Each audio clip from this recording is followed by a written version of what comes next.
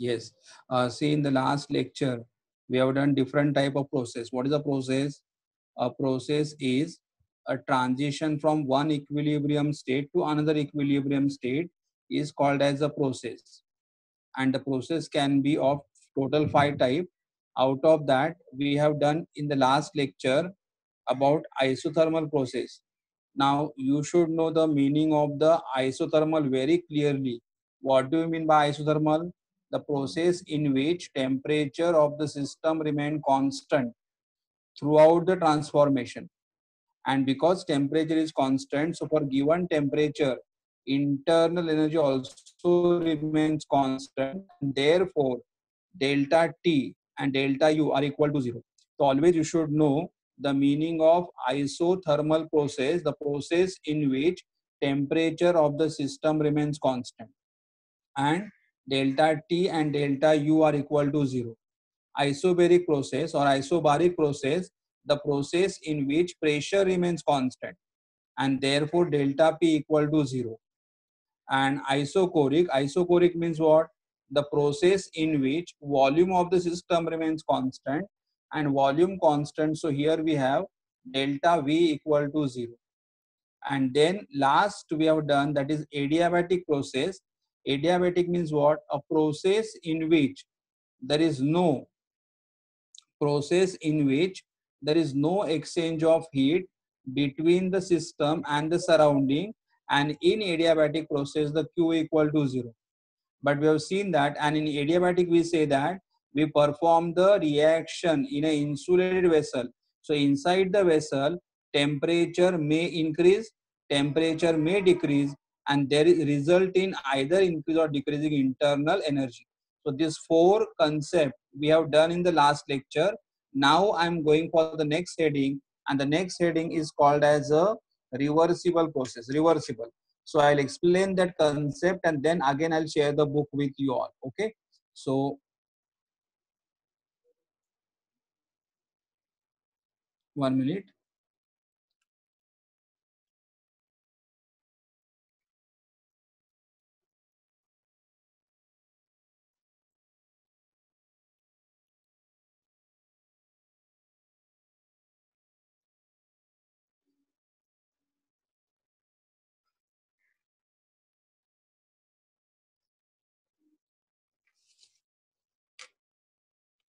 One minute. Yes. Now we'll start with the heading over here as a reversible process. Reversible. नीट संपलं माहिती आहे माझं. Reversible process. So I'll just explain you all the meaning of reversible process. Now, what is reversible process? See, suppose for example, like example we'll take here, we are having a cylinder. Always the example remains the same till we finish the first. Some gas is enclosed in a cylinder. Gas is enclosed in a cylinder, and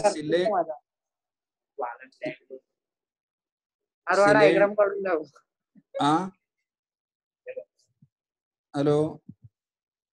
See here, gas is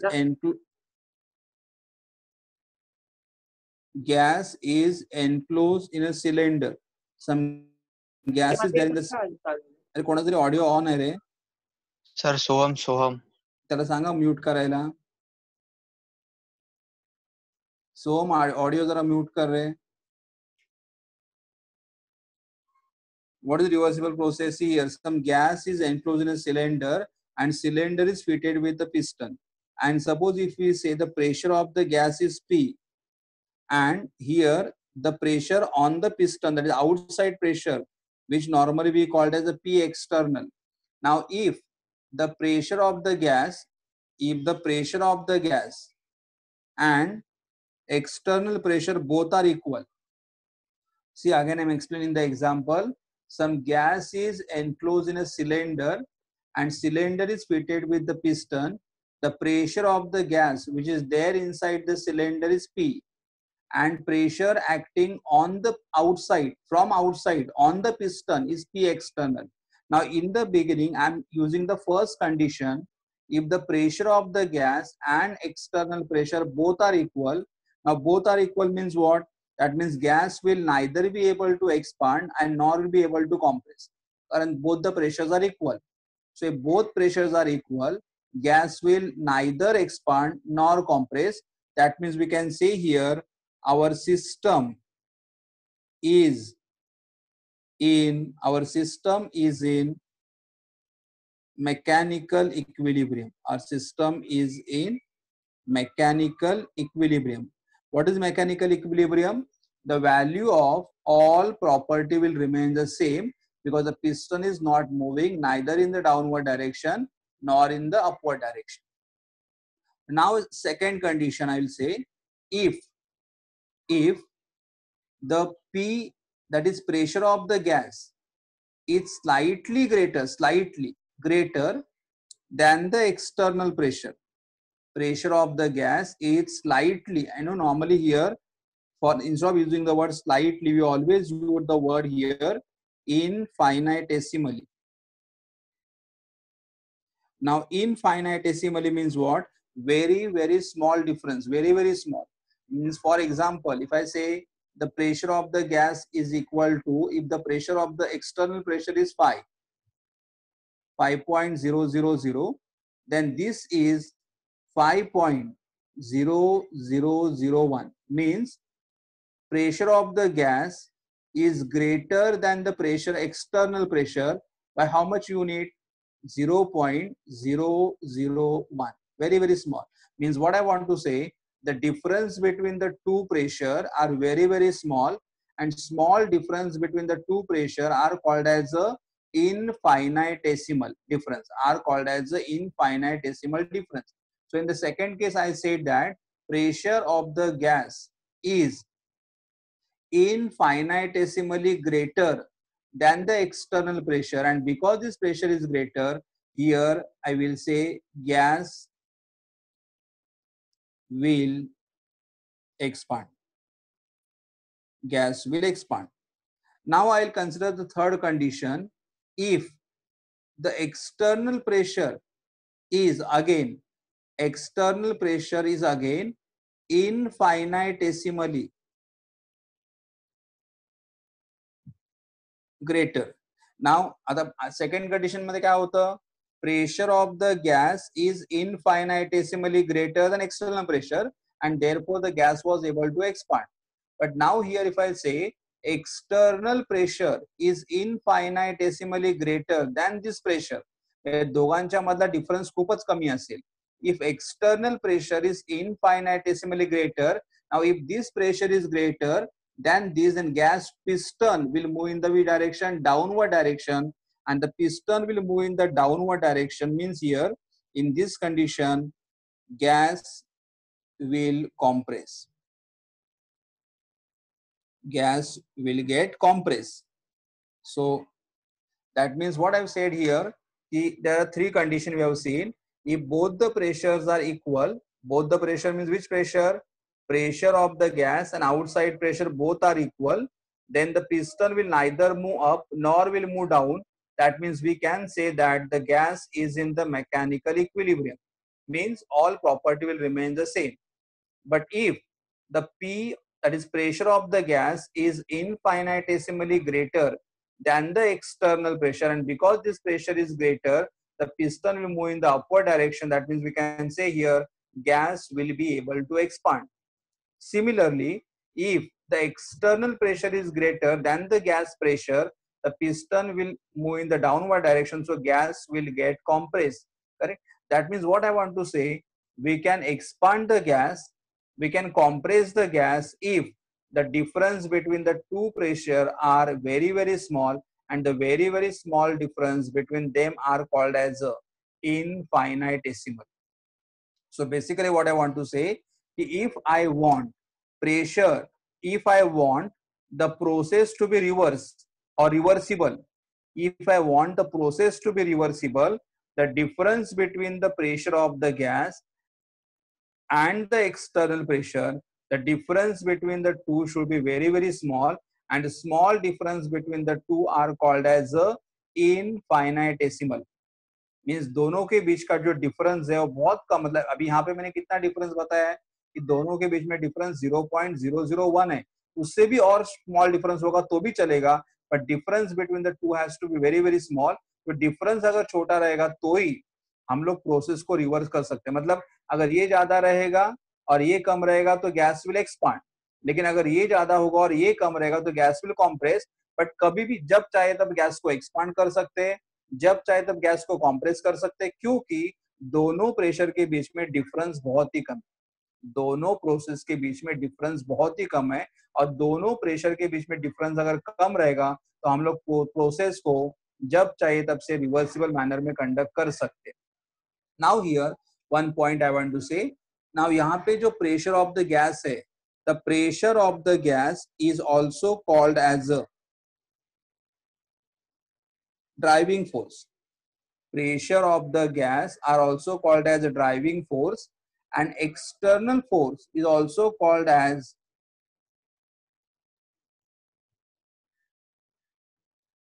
opposing force. These are the two terms very quite often we use. मतलब जो हमारा gas है, gas का जो pressure रहेगा उसे क्या बोलना है, हमें ड्राइविंग फोर्स बोलना है, ओके। और बाहर का जो प्रेशर है उसे हमें क्या बोलना है, अपोजिंग फोर्स बोलना है। The pressure of the gas is called as a driving force and the outside pressure is called as opposing force.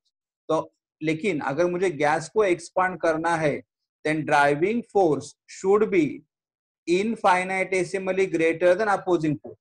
और अगर मुझे गैस को कॉम्प्रेस करना है, गैस को कम करना है, then opposing force should be infinitesimally greater than driving force. Means what I want to say कि इन अगर मुझे प्रोसेस को रिवर्सिबल मैनर्स में कंडक्ट करना है, अगर मुझे प्रोसेस को रिवर्सिबल बनाना है, तो रिवर्सिबल प्रोसेस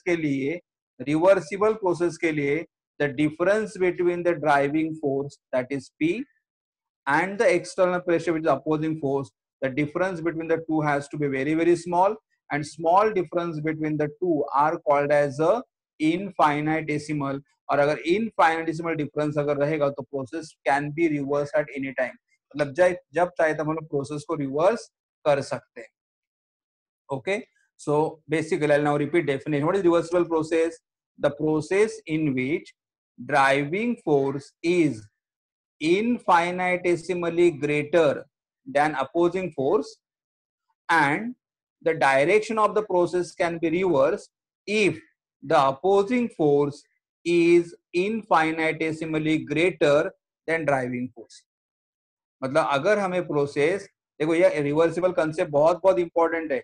मतलब एक सिंपल सी चीज ध्यान में रखो कि अगर हमें कोई भी प्रोसेस रिवर्सिबल करना है तो वहां पे जो दो फोर्स रहेंगे, दो फोर्स कौन से रहेंगे, एक रहेगा ड्राइविंग और दूसरा रहेगा अपोजिंग। तो ड्राइविंग और अपोजिंग दोनों के बीच में डिफरेंस बहुत छोटा होना चाहिए, बहुत स्मॉल डिफरेंस होना चाहिए, क्योंकि अगर दोनों के बीच में डिफरेंस बहुत ही स्मॉल है तो ये स्लाइटली ज्यादा होगा तो एक्सपांड हो जाएगा, और ये अगर स्लाइटली ज्यादा होगा तो कॉम्प्रेस हो जाएगा, तो ही हम लोग प्रोसेस को रिवर्सिबल कंडक्ट कर सकते हैं। तो basically what is the condition for reversible process, that the difference between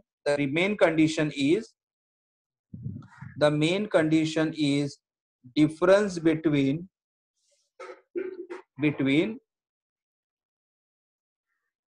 driving force and opposing force should be infinitesimally small। मतलब ड्राइविंग और अपोजिंग के बीच में डिफरेंस बहुत ही कम होना चाहिए, तो ही हम लोग प्रोसेस को रिवर्स कर सकते हैं। Now again I will repeat definition. What is reversible process? The process in which driving force is the process in which driving force is infinitesimally greater than opposing force, तो gas will expand। लेकिन अगर opposing force को अगर मैं थोड़ा सा बढ़ा दिया, slightly बढ़ा दिया, तो process will get reverse, are called as a reversible process, now we'll go for the next heading। what are the characteristic of the reversible, मतलब reversible जो process है, what are the characteristic of the reversible process? So I'll have the next heading here, that is characteristics of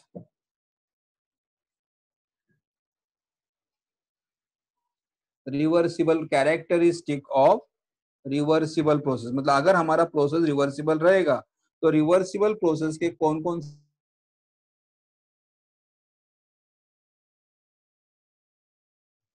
what is the first one?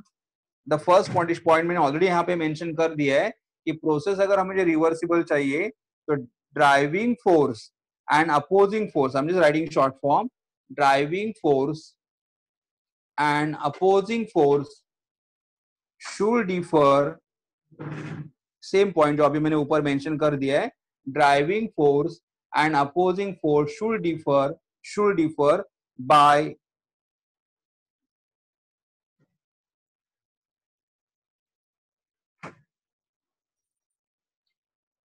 yes, driving force should differ by infinitesimal amount, मतलब driving force और opposing force में difference बहुत ही छोटा होना चाहिए। ये क्यों छोटा होना पाए बाद में मैं तुम्हें एक एग्जांपल भी दे देता हूँ। सेकंड कंडीशन देखो, सेकंड कंडीशन क्या रहेगा? The process can be reverse by an infinite. देखो ड्राइविंग फोर्स और अपोजिंग फोर्स में डिफरेंस बहुत ही स्मॉल है, दोनों के बीच में डिफरेंस बहुत ही स्मॉल है, इसीलिए अगर मैंने ड्राइविंग फोर्स थोड़ा बढ़ा दिया तो गैस एक्सपांड हो जाएगा, और अगर मैंने अपोजिंग फोर्स अगर थोड़ा बढ़ा दिया तो गैस कॉम्प्रेस हो जाएगा। Means process can be reverse, process can be reverse by, process can be reverse by infinitesimal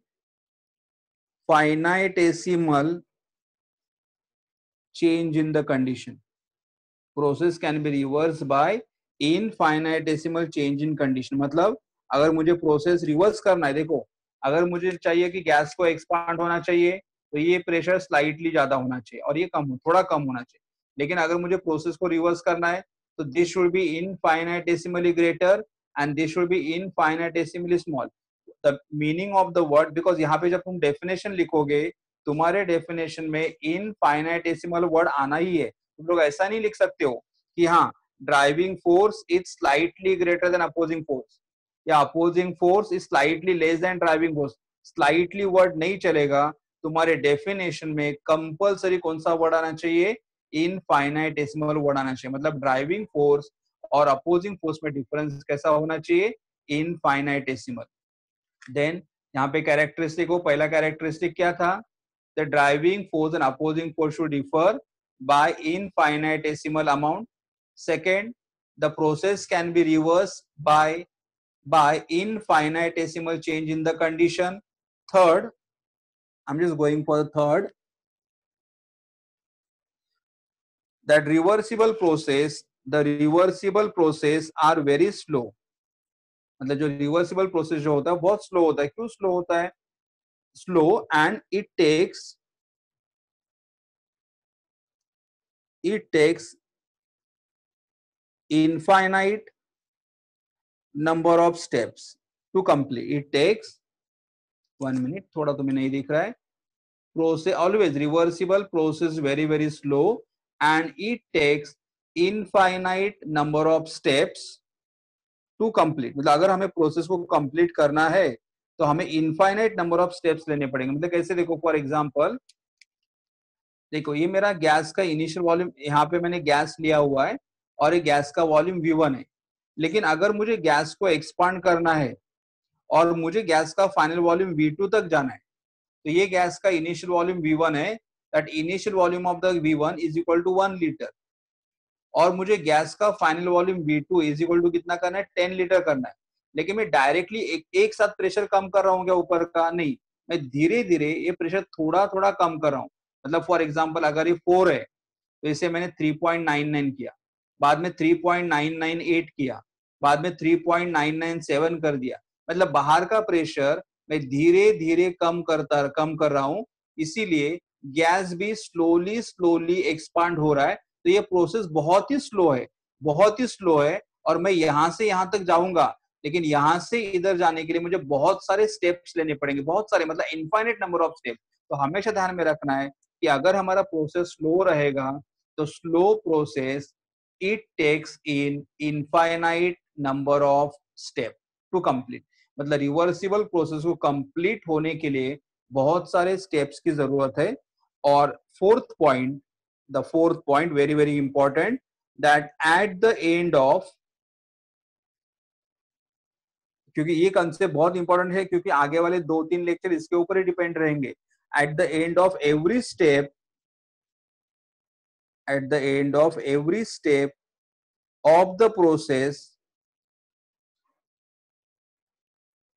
at the end of every step of the process, the system and surrounding are in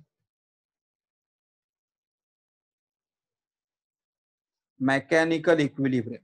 At the end of every step of the process, the system and surrounding are in mechanical. Now what is mechanical equilibrium? I'll explain once again.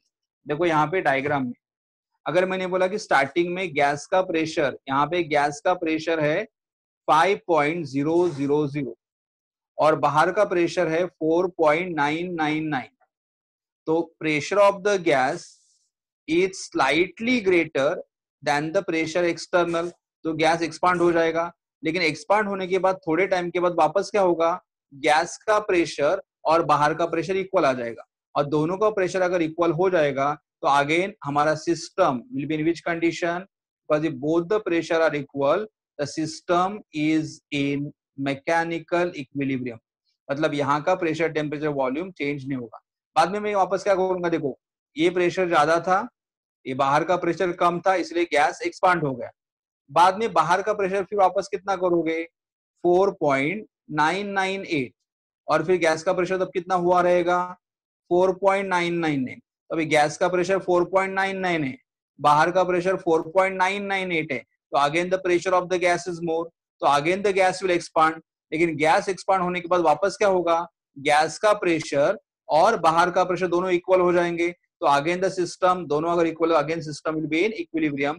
That's what they से here in the point कि अगर हमारा process अगर reversible है तो at the end of every step of the process, at the end of every step of the process, the system and surrounding are in mechanical equilibrium.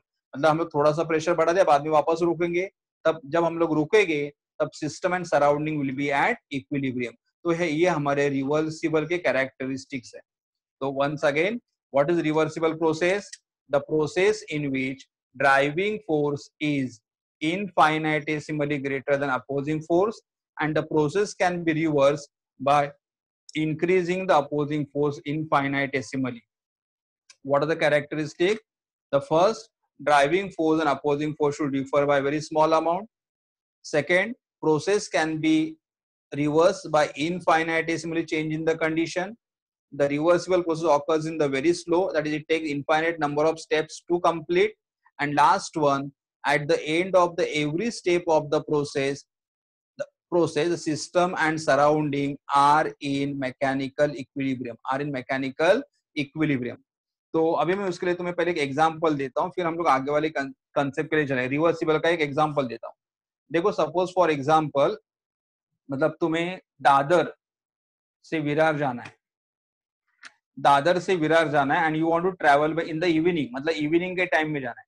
Dadar से तुम्हें train पकड़ना है और may be around 7 o'clock in the evening, और विरार जाना है.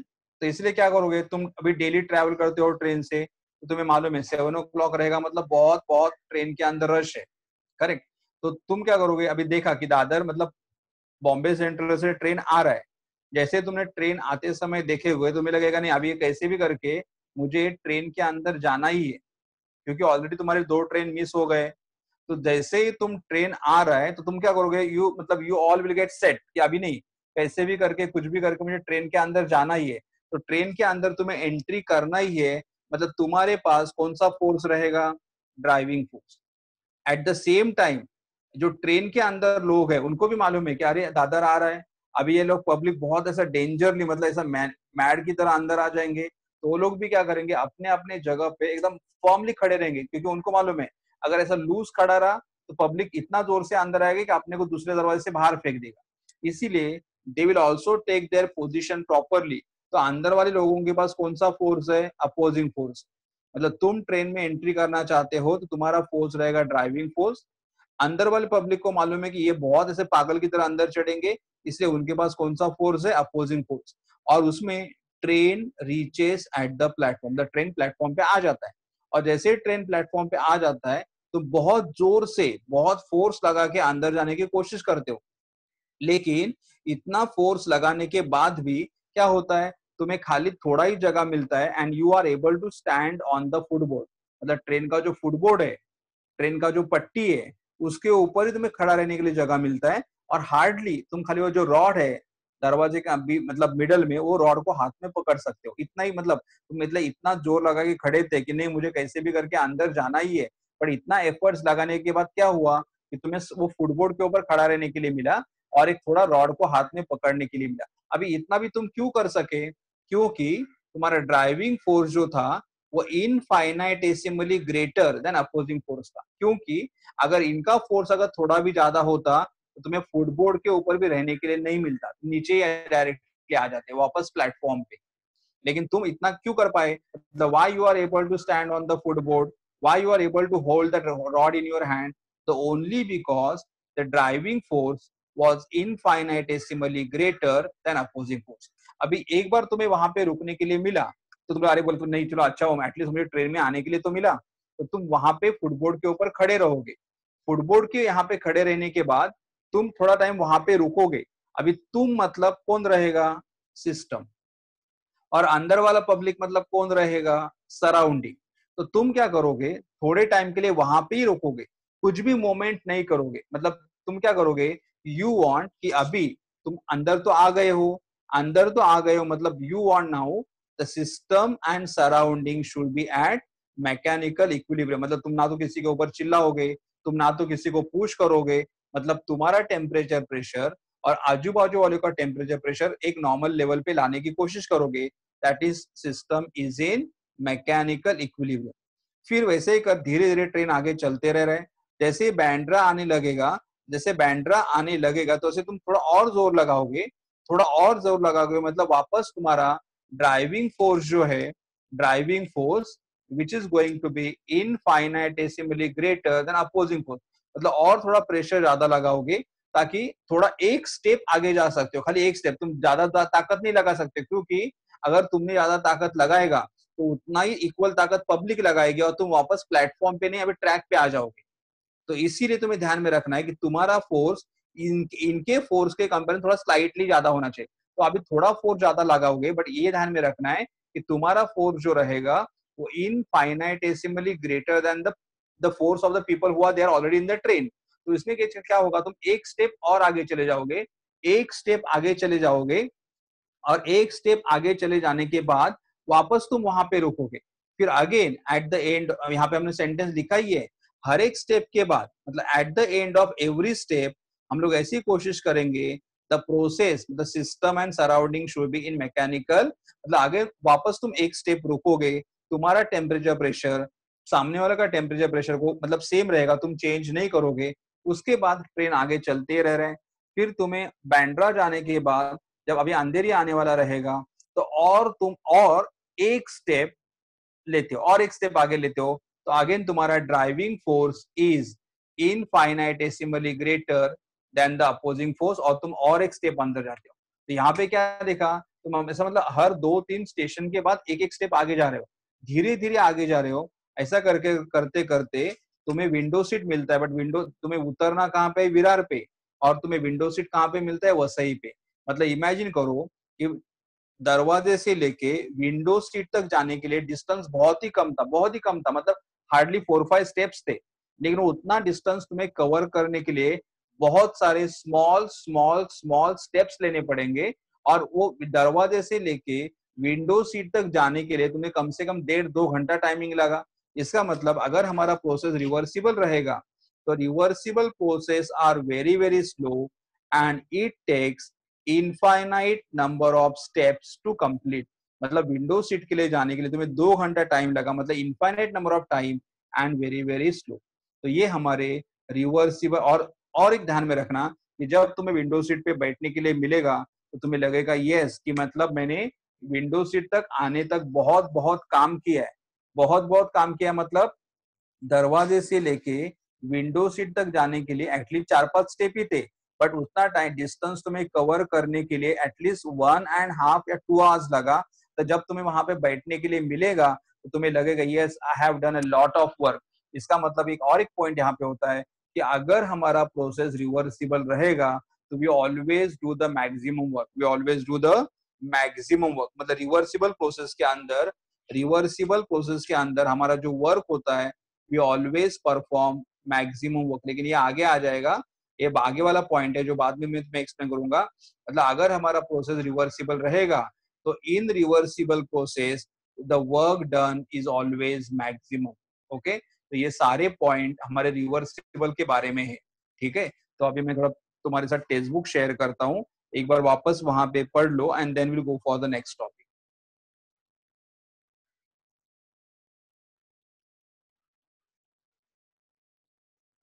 एक minute.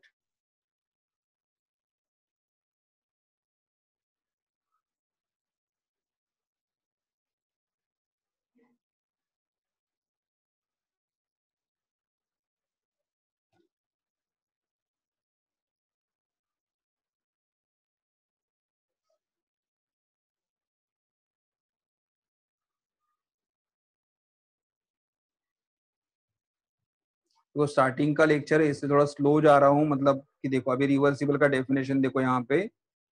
Reverse मैंने जो नोट्स तुम्हें दिया हुआ है उसके अंदर मैंने ऑलरेडी मेंशन किया है। तो यहाँ पे देखो द प्रोसेस, एक मिनट और बड़ा कर देता हूँ थोड़े तो दिखाई दे तुम्हें। Yes, the process conducted in such a way, or we can say here, the process is said to be thermodynamically reversible. A process conducted in such a way that at every stage, the driving force due to pressure P is infinitesimally greater than opposing force due to the external pressure, and which can be reversed by slight change of the opposing force is a reversible process. Again, I'll say a process conducted in such a way that at every stage the driving force due to pressure P is infinitesimally greater than opposing force due to external pressure, and which can be reversed by slight change of the opposing force is called as reversible process. Then characteristic or features. First one, the driving and opposing forces differ by an infinitesimal amount. Second, the process can be reversed by an infinitesimal change in the condition.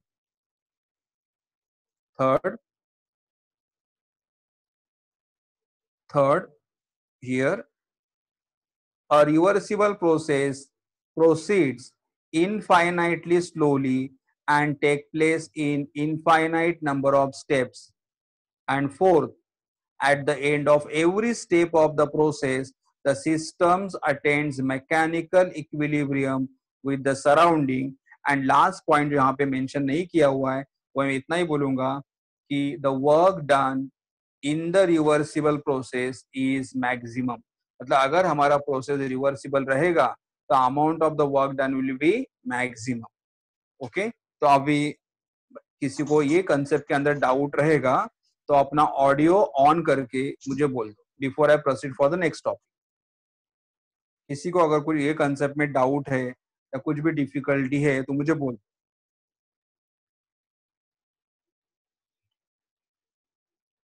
I'll just wait for a few seconds.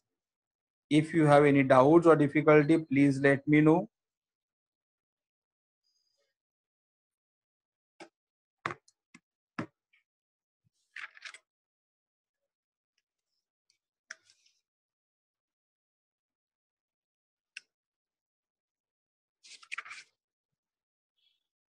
Okay, nahi hai, so I'm just going for the next heading. The next heading I'm having here, nature of heat and work. Nature of heat and work, and in that we'll be doing the first one, that is nature of work. And symbol of the work is W. Will just read here first few lines हम लोग यहाँ पे read करेंगे। देखो उन्होंने क्या बोला है, इन मैकेनिक्स मतलब maybe in the physics वगैरह बोल सकते हो। In mechanics the in mechanics क्या बोला उन्होंने, the work is defined as the energy. मतलब हम लोग जो वर्क परफॉर्म करते हैं, work work is the form of energy. मतलब हम लोग जो वर्क परफॉर्म करते हैं इन मैकेनिक्स, जो वर्क परफॉर्म करते हैं, and work is the form of energy. And what is definition of the work, a body displaces through a distance d. A body is displaced through a distance d with an application of force F. So in mechanics, the work done is given by which formula? Work done is given by which formula? Force into displacement. ये हमारा mechanics का हुआ। अभी हमें देखना है कि thermodynamics में वर्क कैसे होता है। तो थर्मोडायनेमिक्स में जो वर्क होता है, the work in the thermodynamics are called as which work? Pressure, volume, or in short it is also called as a PV work। Pressure volume और पीवी वर्क। और ये प्रेशर वॉल्यूम वर्क कभी होता है कि either it is a work done when the gas expand और is a work done when gas compress. ये work है हमारा थर्मोडायनेमिक्स का। तो पहले मैं तुम्हें क्या करता हूँ, I will explain you all the mechanics and then I will explain the work done in thermodynamics and then I will go for the example. Okay, so I'm just 1 minute.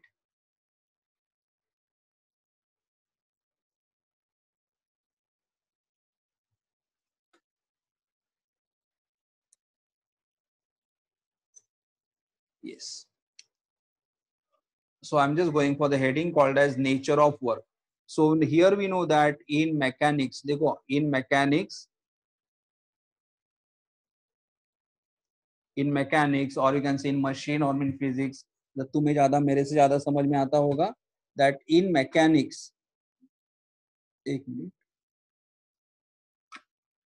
in mechanics here, that is, see here in mechanics here, suppose we are having here the object initially at this point and we want to move the object from one place, मतलब initially I can say the object is at A point and we are moving the object from A point to a B point. And so to move the object from point A to point B, we are applying some force on it. We are applying some force. So when we apply the force on the object will move from A to B and it will cover a distance of D. And therefore, the work done is given by which formula? Force into displacement. So in mechanics, the work done is given by the formula force into displacement. And what is force? So they want, मतलब उन्हें क्या बोलना है, मतलब work मतलब क्या है? तो work मतलब it is one of the form of energy. Work means it is one of the form of energy. मतलब हम लोग ने यहाँ पे force apply किया मतलब हम लोग यहाँ पे क्या apply करे, energy apply कर रहे हैं। और energy apply करने के बाद object is moving from point A to point B and through a distance D। मतलब object A से B की तरफ चला जाएगा और उतने में कितना डिस्टेंस कवर करेगा, D डिस्टेंस कवर करेगा। So work done is given by which formula? Force into displacement. And so here the work done is called as energy. Now here I'll explain here in thermo, ये mechanics में हुआ। Now in thermodynamics,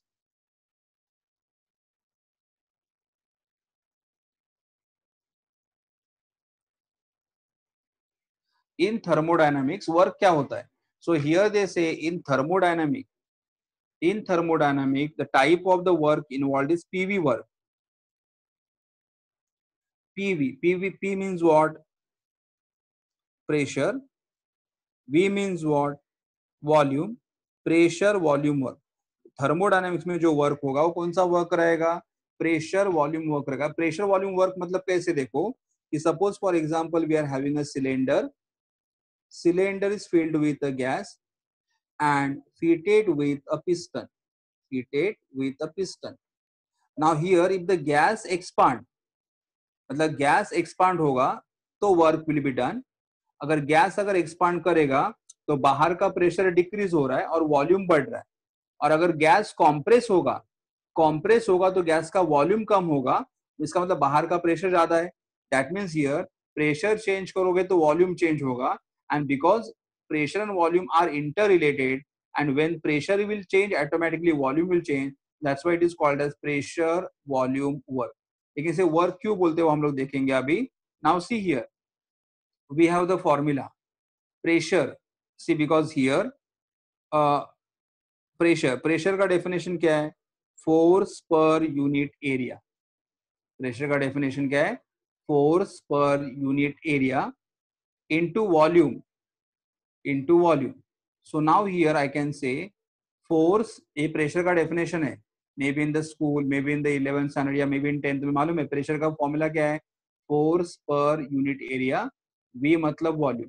अगर मैं ऐसा imagine करूंगा, मतलब हमारा जो पिस्टन है नीचे से ऊपर जा रहा है या ऊपर से नीचे आ रहा है, लेकिन दोनों केस में हमारा जो पिस्टन है वो कितना डिस्टेंस कवर कर रहा है? D.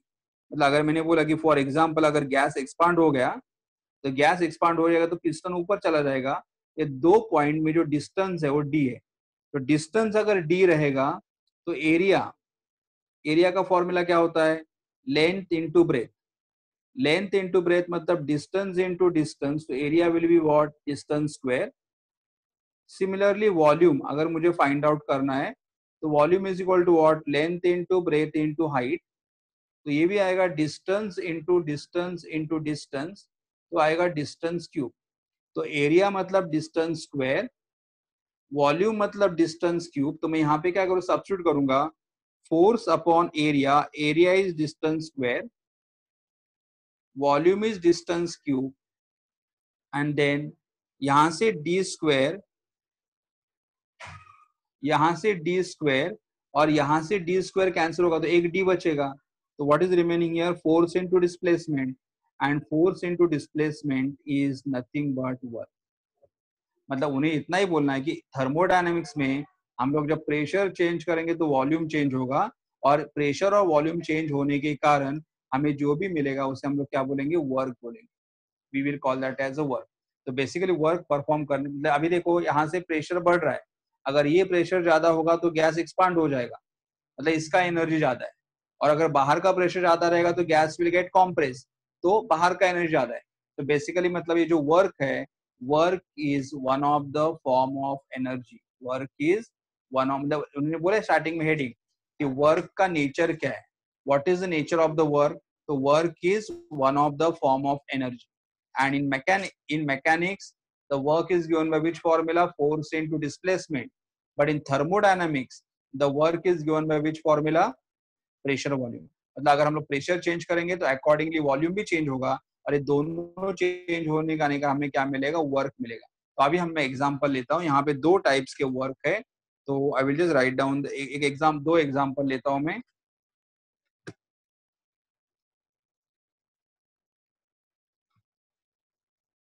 Okay, so I'll write down the first example here. The first example I'm taking over here is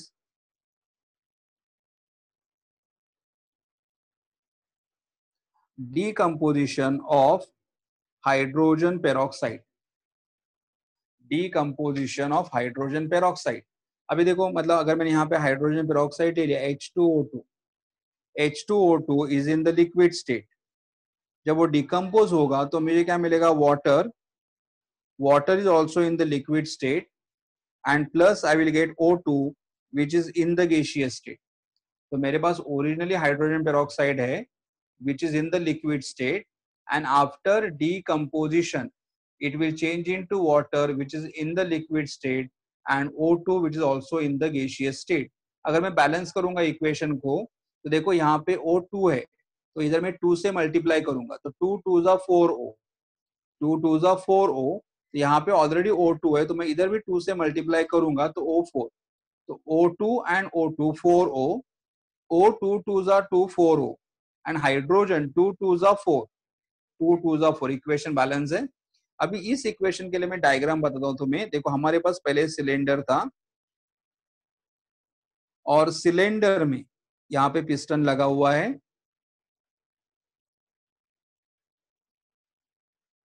piston लगा हुआ है, और अंदर यहाँ पे हमारे पास क्या था? ये रिएक्टेंट है. रिएक्टेंट है मतलब हमारे पास यहाँ पे क्या है? 2 मोल ऑफ H2O2 है. 2 मोल ऑफ H2O2, मतलब हाइड्रोजन पेरोक्साइड यहाँ पे है, अंदर भरा हुआ है. अब now I am doing a second diagram here. In second diagram मतलब कंटेनर तो वही है, लेकिन कंटेनर वही है, बट यहाँ पे अगर नोटिस करोगे the piston has gone up. Piston ऊपर जा रहा है, मतलब पिस्टन का हाइट बढ़ गया है. The piston has gone up. और एक हमेशा ध्यान में रखना, यहाँ पे हम लोग जो पिस्टन यूज करेंगे वो पिस्टन हमेशा कैसे रहेगा मालूम है? Frictionless, movable, rigid. Always in all the example जो मैंने अभी तक बोला नहीं था, यहाँ पे जो हम लोग पिस्टन जो यूज करेंगे, ये पिस्टन कैसा होना चाहिए? फ्रिक्शनलेस. फ्रिक्शनलेस का मतलब क्या होता है मालूम है? ये पिस्टन का जो बॉर्डर है और एक कंटेनर है, इनके बीच में कोई फ्रिक्शन नहीं होना चाहिए. ये जो कंटेनर है और ये फ्रिक्शन का जो एक पार्ट है, इसके बीच में फ्रिक्शन नहीं होना चाहिए. ओके, फ्रिक्शन क्यों नहीं होना चाहिए? क्योंकि अगर ये कंटेनर और ये फ्रिक्शन, इनकी फ्रिक्शन हो गया तो यहाँ पे जनरेट होगा हीट. और अगर हीट जनरेट हुआ तो यहाँ पे जो गैस रहेगा वो हीट एब्सॉर्ब करेगा. और गैस अगर हीट एब्सॉर्ब करेगा, गैस अगर हीट एब्सॉर्ब करेगा तो यहाँ पे हीट जनरेट होगा और गैस एक्सपांड होगा. तो हमें हीट नहीं चाहिए, इसीलिए यहाँ पे जो पिस्टन रहेगा, ये पिस्टन और वॉल्स के बीच में कोई भी फ्रिक्शन नहीं चाहिए. दूसरी बात, piston should be movable. Movable मतलब पिस्टन ऊपर नीचे मूव करना चाहिए. ऐसा रिजिड नहीं, मतलब एक बार यहाँ पे पिस्टन लगा दिया बस हो गया, अभी ऊपर नहीं जाएगा नीचे नहीं जाएगा, ऐसा नहीं चाहिए. पिस्टन जो हम लोग यहाँ पे यूज करेंगे वो पिस्टन कैसे होना चाहिए? मूवेबल होना चाहिए. और दूसरा रिजिड. रिजिड मतलब अगर मैंने पिस्टन यहाँ पे लगा तो ऐसा ही लगना चाहिए, ऐसा नहीं होना चाहिए कि पिस्टन का आधा दंडी नीचे आ रहा है, आधा पार्ट ऊपर है. नहीं, ये पिस्टन रिजिड होना चाहिए. मतलब अगर हम लोग उसे टच करेंगे तो ही ऊपर नीचे जाएगा, नहीं तो नहीं जाएगा. तो यहाँ पे जो पिस्टन हम लोग यूज करेंगे, the piston should be frictionless, it should be movable and it should be rigid. अभी देखो यहाँ पे देखो, हमारे पास इनिशियली कंटेनर में, कंटेनर के अंदर क्या भरा हुआ था? 2H2O2, मतलब 2 mole of hydrogen peroxide. Hydrogen peroxide decompose होने के बाद क्या बना? 2 mole of water and 1 mole of oxygen. तो 2 mole of water and 1 mole of O2, so how many total mole we got? 3. 2 plus 1 3. तो इसीलिए यहाँ पे वॉल्यूम बढ़ा, वॉल्यूम बढ़ गया. करेक्ट. मतलब what we notice here, during the reaction, if the volume of the product is more, during the reaction, if the volume of the product is more, then gas or system will push the piston in the upward direction. मतलब अगर हमारा volume बढ़ रहा है तो piston, ये जो यहाँ पे जो कंटेंट रहेगा, ये कंटेंट पिस्टन को ऊपर पुश करेगा. And the piston will go in the which direction? Piston will go in the upward direction. और पिस्टन अगर अपवर्ड डायरेक्शन में जा रहा है, then this is called as a work done. This is called as a work done due to, एक minute, it is called as a work done due to expansion. It is called as a work done due to the expansion. आज थोड़ा time लगेगा, 10-15 minute late होगा, क्योंकि मुझे ये concept पूरा complete करना है दोनों एग्जाम्पल के साथ. ठीक है. हाँ, तो मैं again I am repeating you all. ये हम लोगों ने स्टार्टिंग में रिएक्टेंट लिया था, रिएक्टेंट के मोल 2 ही थे. हमें प्रोडक्ट मिला, प्रोडक्ट के मोल कितने? 2 mole of water and 1 mole of O2, 3 मोल है. And because the number of moles are increasing, the piston has got in the upward direction. Now piston has got in the upward direction, matlab what? It is called as the process of, it is called as the process of expansion. और जब हमारा process expansion का रहेगा, एक minute मैं थोड़ा page change कर लेता हूं.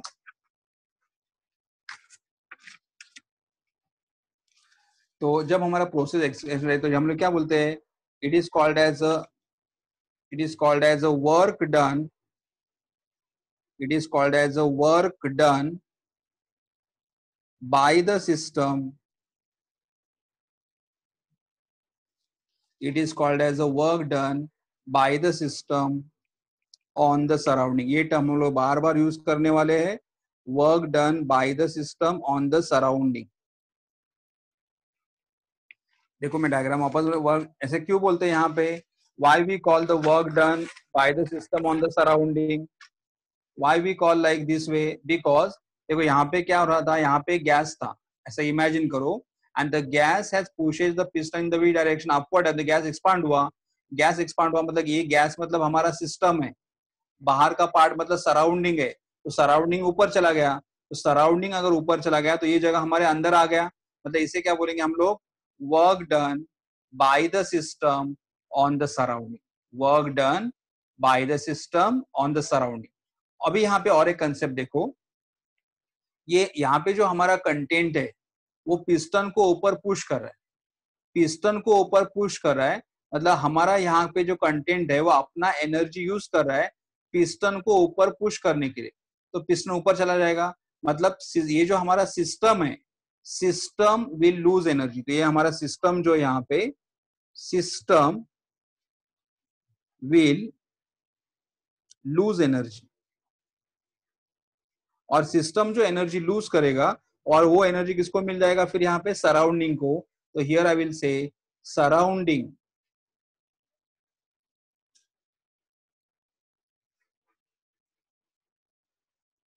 Surrounding gain energy. देखो ये गैस और यहाँ का जो कंटेंट है वो पिस्टन को ऊपर पुश कर रहा है, पुश कर रहा है मतलब ये अपना एनर्जी यूज करेगा पिस्टन को ऊपर पुश करने के लिए, तो सिस्टम का एनर्जी लॉस होगा, और सिस्टम का एनर्जी जितना लॉस होगा उतना एनर्जी किसे मिलेगा, सराउंडिंग को मिलेगा, मतलब एनर्जी को, इसलिए एनर्जी कभी एनर्जी का नाइदर भी क्रिएटेड नॉर भी डिस्ट्रॉयड, एनर्जी हम लोग को डिस्ट्रॉय नहीं करे, अगर यहाँ से एनर्जी 5 जूल से कम हो रहा है तो यहाँ पे एनर्जी 5 जूल से बढ़ेगा, तो अगर यहाँ पे एनर्जी अगर कम हो रहा है तो यहाँ पे एनर्जी बढ़ेगा, इसलिए हम लोग क्या बोलते हैं, एक्सपांशन के लिए क्या बोलेंगे हम लोग, work done by the system on the surrounding.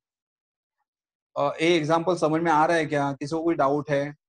और एक एग्जांपल मुझे लेना है कंपैरिजन का, लेकिन उसके पहले बोलो, मतलब मुझे इन शॉर्ट इतना ही बोलना है कि अगर हमारे रिएक्शन में, अगर हमारे रिएक्शन में प्रोडक्ट का वॉल्यूम अगर बढ़ रहा है, प्रोडक्ट का वॉल्यूम अगर बढ़ रहा है तो it is called as the expansion, और इन द एक्सपांशन के लिए हम लोग सेंटेंस क्या यूज करते हैं, it is a work done by the system on the surrounding, and in that case system loses the energy and surrounding gain the energy, मतलब अगर यहाँ पे हमारा एनर्जी का लॉस 10 जूल है तो यहाँ पे हमारा एनर्जी का गेन रहेगा 10 जूल का, मतलब जितना एनर्जी यहाँ से कम हुआ है उतना ही एनर्जी तुम्हें यहाँ पे मिल जाएगा। ओके, और अभी मैं और एक एग्जांपल लेता हूँ कॉम्प्रेशन का, और फिर उसके बाद मुझे बोलो कोई डाउट रहेगा तो I will just go for second example, example number 2।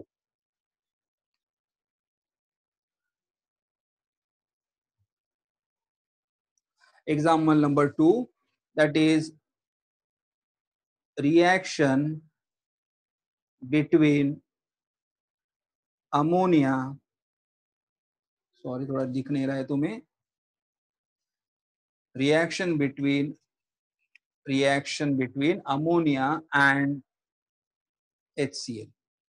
तो अगर मैंने यहाँ पे अमोनिया लिया, ammonia which is a gas allowed to react with HCl, HCl also I am taking in the gas, ammonia and HCl will react together to gives you NH4Cl, ammonium chloride, and ammonium chloride in the solid state। तो यहाँ पे देखो इसका मोल है 1 मोल, इसका भी मोल है 1 मोल, तो हमारा जो रिएक्टेंट है उसके कितने मोल्स है, हमारे पास 2 मोल है, लेकिन जो हमें प्रोडक्ट यहाँ पे मिला हुआ है प्रोडक्ट के मोल हमारे पास 1 है, तो व्हाट वी नोटिस हियर कि रिएक्टेंट के मोल 2 है, प्रोडक्ट का मोल 1 है, मतलब मोल्स आर डिक्रीजिंग, और मोल अगर डिक्रीज हो रहे हैं तो it is called as work done during compression, it is called as a work done during compression। अभी मैं इसका डायग्राम बताता हूं तुम्हें, देखो सबसे पहले एक सिलेंडर यहाँ पे रहेगा, cylinder is fitted with piston, piston जो रहेगा वो कैसा होना चाहिए, फ्रिक्शनलेस, मूवेबल एंड रिजिड, और यहाँ पे हमारे पास है अमोनिया प्लस HCl, ये इनिशियल वॉल्यूम है, लेकिन अभी मैंने बोला कि यहाँ पे कॉम्प्रेशन हो रहा है, कॉम्प्रेशन हो रहा है, बिकॉज कॉम्प्रेशन क्यों हो रहा है, बस स्टार्टिंग में हमारे पास कितने मोल्स है 2 है, यहाँ पे कितने मोल्स है 1 है, तो हियर अगर गैस कॉम्प्रेस हो जाएगा तो पिस्टन, देखो यहाँ पे हाइट कंपेयर करो, the piston is moving in the which direction, downward direction, और यहाँ पे हमें मिलेगा ammonium chloride. So what we notice here, during compression, the height of the piston is lower. During the compression, the height of the piston is lower. तो यहाँ पे हम लोग क्या बोलेंगे, देखो, who is applying the pressure? ये system है और ये सराउंडिंग है. ये सिस्टम है, ये सराउंडिंग है. तो यहाँ पे कौन प्रेशर अप्लाई करे? सराउंडिंग. तो हियर आई विल से, यहाँ पे मैं बोलूंगा in compression it is a work done. In compression, it is a work done by the surrounding. It is a work done by the surrounding on the system. ये दो sentence ध्यान में रखने का तुम्हें. यहाँ पे क्या हो रहा है? गैस कॉम्प्रेस हो रहा है. कॉम्प्रेस हो रहा है मतलब कॉम्प्रेशन. कॉम्प्रेशन में कौन वर्क परफॉर्म करता है?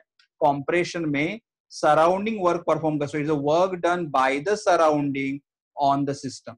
तो अभी क्या होगा, देखो यहाँ पे पिस्टन एनर्जी लगा रहा है, पिस्टन एनर्जी लगा रहा है नीचे जाने के लिए. तो यहाँ पे एनर्जी लॉस किसका होगा? तो हियर आई विल से सराउंडिंग, ये हमारा सराउंडिंग है.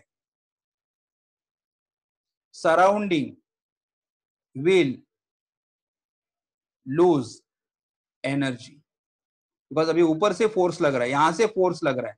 तो surrounding will lose the energy, और यहाँ पे वॉल्यूम कम हो रहा है. ये अगर एनर्जी लूज कर रहा है तो system will gain energy. System will gain energy. So it is work of compression. तो यहाँ पे, और ये वर्क ही है, मतलब वर्क मतलब हम लोग क्या देखा, सराउंडिंग एनर्जी लूज करेगा और सिस्टम को एनर्जी मिलेगा. तो वर्क हुआ मतलब एनर्जी चेंज है. तो इसीलिए उन्होंने स्टार्टिंग में कंसेप्ट बोला कि वर्क क्या है. तो work is one of the form of energy. Work is one of the form of energy. And हमने दो क्वेश्चन देखा कि work can be either done, work can be done either in the expansion, and in expansion the height of the piston is increased or piston moves in the upward direction. In that case, system loses the energy and surrounding gain the energy. And in compression, it is a work done by the surrounding. It is a work done by the surrounding on the system, and therefore surrounding will lose energy and system will gain the energy. So in short, I want to say, in thermodynamics,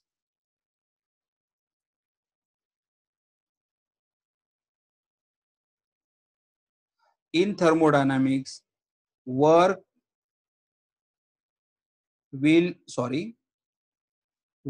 will be done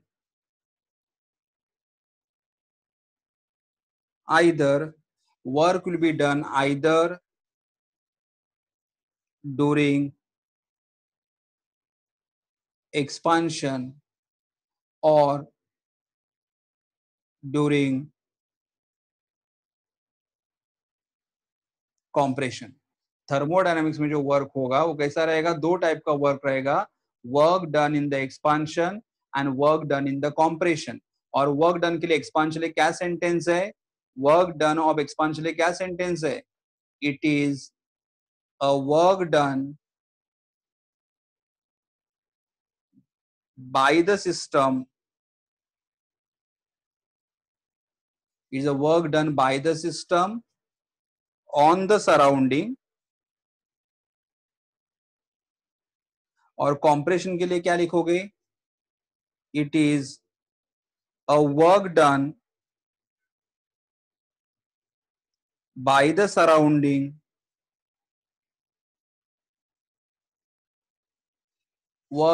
एक minute. It is a work done by the surrounding on the system. Clear है यहां तक? तो ये मतलब हुआ. देखो mechanics में क्या होता है? मैकेनिक्स में वर्क्स कभी होता है? In mechanics the work will be done when some force is applied on the object, and object will move through some distance d. So work done is going to be which formula? Force into displacement. In thermodynamic, the type of the work involve is what, pressure volume. मतलब अगर pressure change करेंगे तो volume change होगा और हमें क्या मिलेगा, work मिलेगा।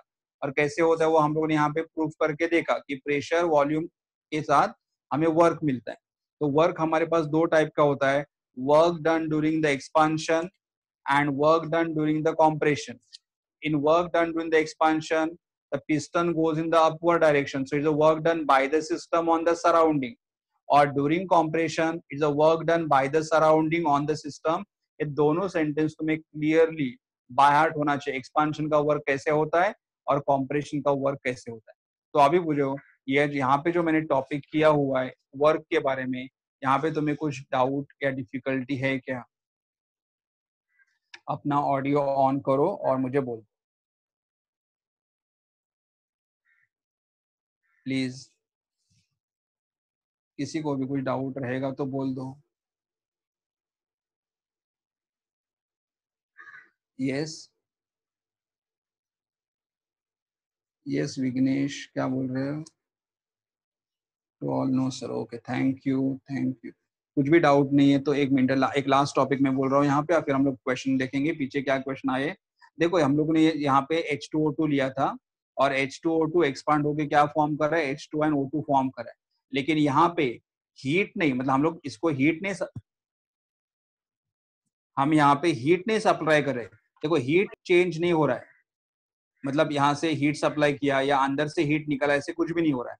इवन यहाँ पे भी देखो, ये डायग्राम में भी देखो, अमोनिया और HCl लिया है, अमोनिया और HCl रिएक्ट हो रहे हैं, लेकिन यहाँ पे आज कोई हम लोग हीट सप्लाई भी नहीं कर रहे और अंदर का हीट बाहर भी नहीं कर रहे, मतलब यहाँ पे हीट इन्वॉल्व है ही नहीं है, खाली वर्क हो रहा है, but work in the term of energy हो रहा है। एनर्जी कम ज्यादा करके हम लोग वर्क हो, यहाँ पे हीट इन्वॉल्व नहीं है, क्योंकि आगे वाला कंसेप्ट हीट है वो मैं बाद में करूंगा।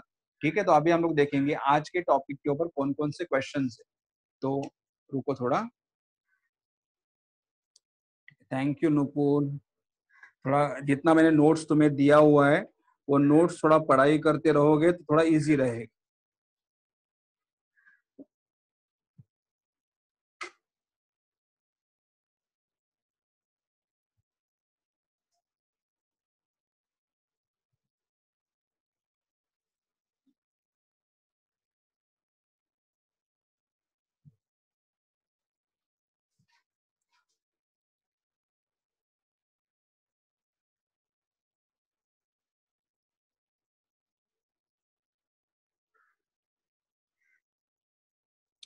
ओके, तो यहाँ पे मैंने देखा था, देखो इधर, यहाँ पे हम लोगों ने देखा था नेचर ऑफ वर्क। तो यहाँ पे सबसे पहले हम लोगों ने कंसेप्ट किया था, ये कंसेप्ट किया था वर्क डन का फॉर्मूला। बाद में यहाँ पे ये फॉर्मूला कंसेप्ट किया, फिर डिकम्पोजिशन ऑफ H2O2 देखा, उसके बाद प्रेशर, ये इक्वेशन, तो यहाँ तक मैंने अभी यहाँ तक कंप्लीट किया है। Correct, so we have done till here, यहाँ तक हम लोग करें। That is what is this, they have said the work refers but to way by which system can exchange, मतलब थर्मोडायनामिक्स में वर्क का मतलब क्या होता है, थर्मोडायनामिक्स में वर्क का मतलब क्या होता है, system system system exchange energy with surrounding, system exchange energy with surrounding, मतलब हमारा सिस्टम जो है वो सराउंडिंग के साथ एनर्जी एक्सचेंज कर रहा है। तो यहाँ पे एक्सचेंज करके एक तो एक्सपांशन हो सकता है या कॉम्प्रेशन हो सकता है। यहाँ तक क्लियर रहेगा तो I just go for the question कि अगर ये टाइप के कोई क्वेश्चंस है क्या।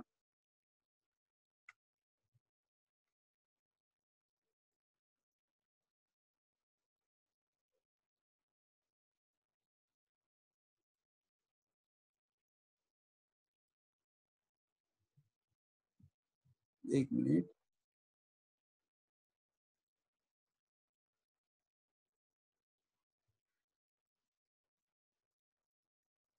यस,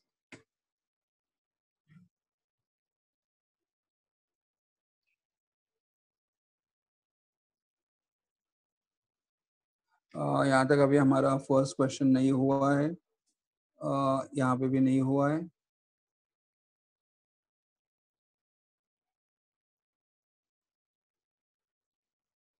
ये भी नहीं हुआ है।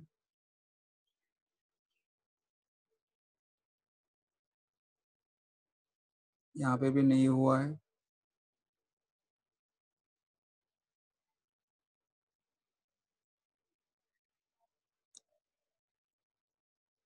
यहाँ पे सबसे पहला वाला क्वेश्चन है, लेकिन उसका डेरिवेशन है।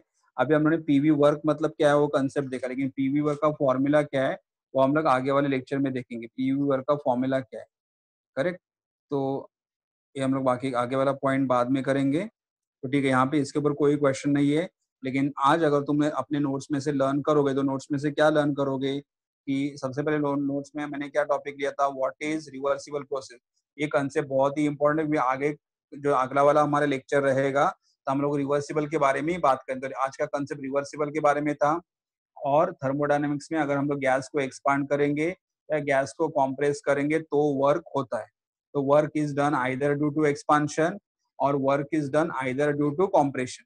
एक्सपांशन के लिए क्या बोलते हैं हम लोग, work done by the system on the surrounding, अगर पिस्टन ऊपर चला जाएगा तो, और पिस्टन नीचे आएगा तो कॉम्प्रेस का मतलब work done by the surrounding on the system. ठीक है, सबको समझ में आया हुआ है? किसी को कोई डाउट है? Please I am just asking last time कि किसी को कोई डाउट है क्या? Okay, no problem. Okay, thank you Aaron. ठीक, किसी को डाउट नहीं है तो should I end the meeting? Okay, thank you, Sai Raj. Okay, so we'll end the meeting now. Thank you. But please keep on reading all this thing what I given in the notes. Okay? Chalo, theek hai, bye.